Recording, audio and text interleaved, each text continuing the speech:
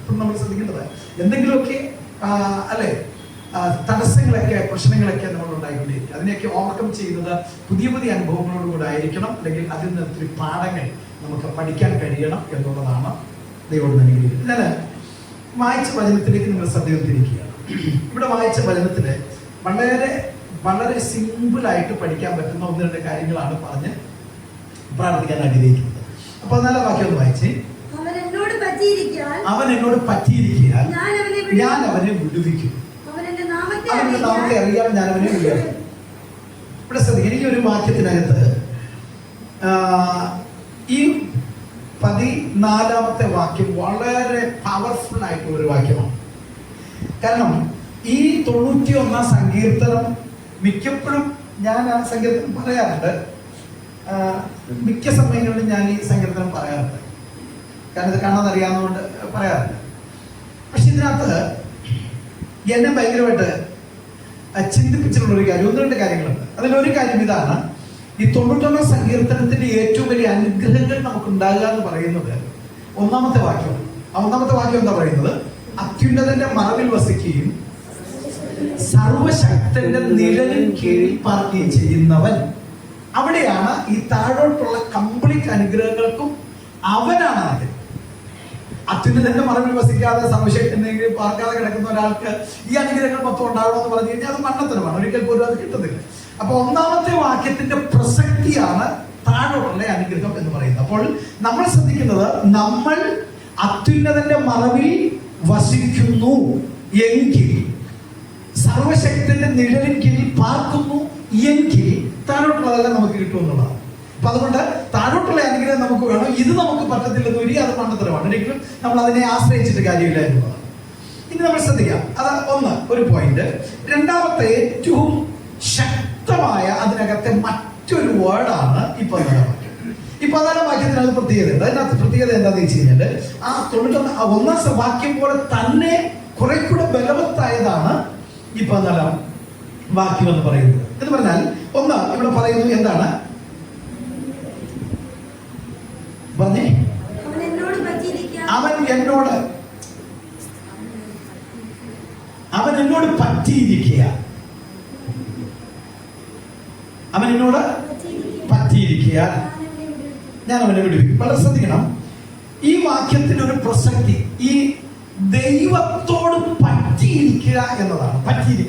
ഈ പറ്റിയിരിക്കുക ഇത് വേണമെങ്കിൽ ഒരു മെസ്സേജ് ആയിട്ട് നമുക്ക് ഒരു പോയിന്റ് ആയിട്ട് എടുക്കുന്ന വരികയിൽ തന്നെ നമുക്ക് പല കാര്യങ്ങളുണ്ട്.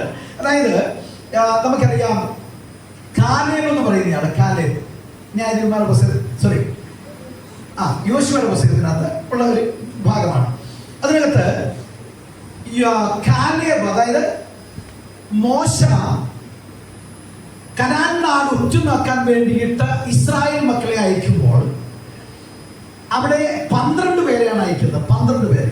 ഈ 12 പേര് അവിടെ പോയി ആ അനുഗ്രഹമൊക്കെ കണ്ടിട്ട് ഒരു വലിയ മുന്തിരിക്കൊലയും ചുമന്നുകൊണ്ടാണ് വരുന്നത്. അത് 3-4 ആൾ ഒരുമിച്ച് ചേർന്ന് കഴ കെട്ടിയെടുത്തോണ്ട് വരിക. അത്രയ്ക്ക് ഭയങ്കര വലിപ്പമുള്ള ഒരു മുന്തിരിക്കൊലയൊക്കെ ആയിട്ടാണ് അവർ വരുന്നത്. അവിടെ വന്നതിന് ശേഷം എന്ത് ചെയ്യുന്നറിയാമോ? 10 പേരൊരു ഗ്രൂപ്പായി നിന്നിട്ട് അവര് മോശയോട് പറഞ്ഞ ഒരു കാര്യമുണ്ട്, നമുക്കൊരിക്കലും ആ കനാൻ നാട് കിട്ടില്ല. എന്താണെന്ന് വെച്ച് കഴിഞ്ഞാല് അവിടെ അനാഖ്യ മല്ലന്മാരുണ്ട്, അതുകൊണ്ട് അത് നമുക്ക് കിട്ടില്ല. അവരുടെ മുമ്പിൽ ഞങ്ങൾ വെട്ടിക്കിളിയെ പോലെ തോന്നി എന്നാണ്. എന്ന് പറഞ്ഞാൽ അത്രയ്ക്കും അജാനബാഹുക്കളായിട്ടുള്ള ആൾക്കാരായിരുന്നു അവിടെയുള്ള ആൾക്കാർ എന്നാണ് പറഞ്ഞത്. അവർ 10 പേരും എഴുതിയിരിക്കുന്ന വാക്യം ഇങ്ങനെയാണ്, തന്നോടുകൂടെ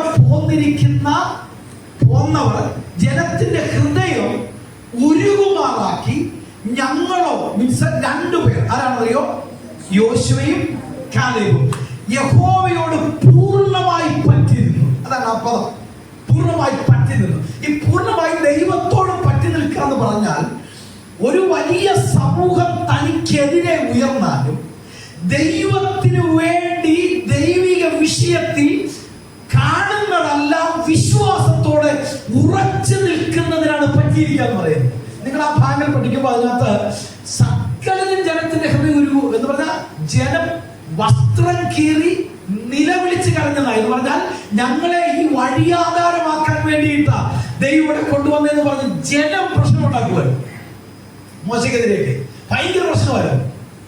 അത്രയും പ്രശ്നങ്ങൾ ജനം അവിടെ ഉണ്ടാക്കുമ്പോഴും വെറും 2 പേര് യോശുവയും കാലേബും അവർ മാത്രം വിളിച്ചു പറഞ്ഞു, യഹോവ ആ രാജ്യം നമ്മുടെ പക്കൽ ഏൽപ്പിക്കും. ഇത് പറഞ്ഞ ആശയം അവരുടെ ഹൃദയം ഉരുകുമ്പോൾ, അവർ നിലവിളിക്കുമ്പോൾ, അവർ കരയുമ്പോൾ, ജനം എന്തിനെന്ന് ചോദിക്കുമ്പോൾ കേവലം ഒരാളുടെ വിശ്വാസം എടുത്തു പറഞ്ഞിരിക്കുകയാ, യഹോവയോട് പൂർണ്ണമായി പറ്റി നിന്നു. ദൈവത്തിന്റെ സ്തോത്രം. ഇന്ന് നിങ്ങളുടെ പ്രതികൂലത്തിന് നടുവിൽ നിങ്ങൾ ദൈവവുമായിട്ടാണ് കണക്ട് ചെയ്യുന്നതെങ്കിൽ വിജയം നിങ്ങളുടെ കൂടെ ഇരിക്കും. ദൈവത്തിന്റെ സ്തോത്രം. ആളെത്ര കൂടി എന്ന് പറഞ്ഞാലും, ആളെത്ര നമുക്ക് വിരോധമായാലും, എത്ര ശക്തിയോടെ മിക്സ സാഹചര്യങ്ങൾ മുഴുവനും തെളിവ് സഹിതം നിരത്തി നമുക്ക് വിരോധമായാലും, യഹോവയോട് പറ്റി നിൽക്കുന്ന ഒരു ദൈവ പൈതലാണ് നീ എങ്കിൽ ഇന്നു പകലോർത്തോ, നിനക്ക് പരാജയം വരാൻ ദൈവം സമ്മതിക്കത്തില്ല. എത്ര പേർ സമ്മതിക്കുന്നുണ്ട്? ഹല്ലേലൂയ. കാരണം എന്താണെന്നറിയാമോ? നിന്റെ പക്ഷത്തുള്ളവർ ജനമല്ല, നിന്റെ പക്ഷത്തുള്ളവൻ ദൈവമാണ്. അടുത്ത കൈകൊടുത്തിട്ട് പറ, ഞാൻ ദൈവത്തിന്റെ പക്ഷത്താണെന്ന് പറ. ദൈവത്തിന്റെ സ്തോത്രം. Praise the Lord. ഹല്ലേലൂയ. ദൈവത്തിന്റെ